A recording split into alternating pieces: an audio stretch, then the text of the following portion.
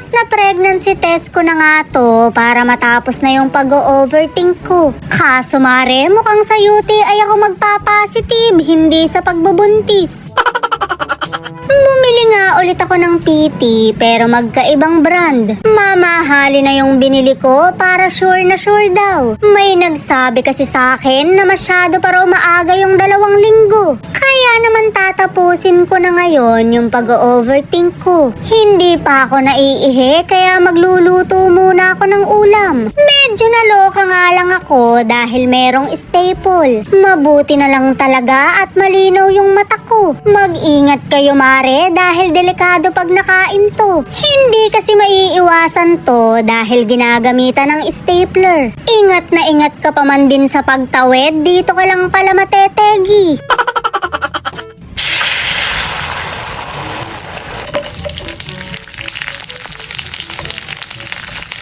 Siyempre may mainit kaming kanin na binabawa ng kamatis. Mas masarap talaga yung mga ganitong ulam kahit madalas. Mukhang mapaparami nga ako ng kain dahil 2 na kaming kumakain. Hindi na yata cravings to kundi lihin na. Iyari na naman yung kifi ko nito, matatahi na naman.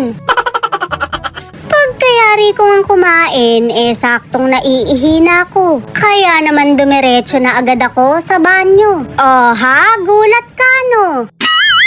Mare, wala ba kayong napapansin sa hinaharap ko? Uunahan ko na kayo, hindi gawa ni Doc Yapito. Kabod na lang talaga siyang umusbong, kaya kinakabahan ako. Magpapadede na naman yata ako, hindi pa nga awat yung sugar daddy ko. Kabugok nga, 32 na.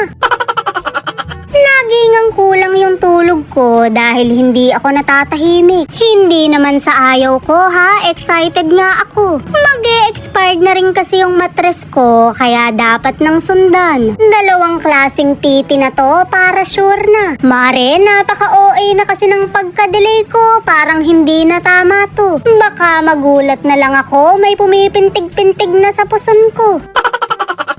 Umihi na nga ako at nilagay ko sa kasamang lalagyan. Shoot, mare, bakit gin pineapple yung tingin ko? Hindi lang yata ako sa pagbubuntis magpa-positive, kundi pati sa UTI. Ayan, kakainom mo yan. Drink 8 glasses of water kasi hindi 8 glasses of tagay.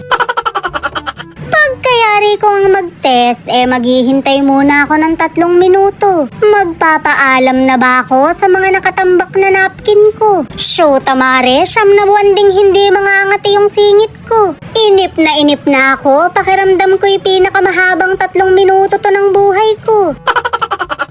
Ere na nga mare at sisipatin ko na yung result. Parehas naman yung lumabas pero medyo nalungkot ako. Hindi ko na naman kasi ginalingan kaya negative yung result. Hayaan nyo mare, sa susunod bobonggahan ko na yung performance. Dahil delay nga lang ako, pwede na akong lumaklak ng pinya. Nakakatulong daw kasi to para mag-commence na. Kaso mare, parang may kulang. Mas masarap siguro yung pineapple kapag hinaluan mo ng gin.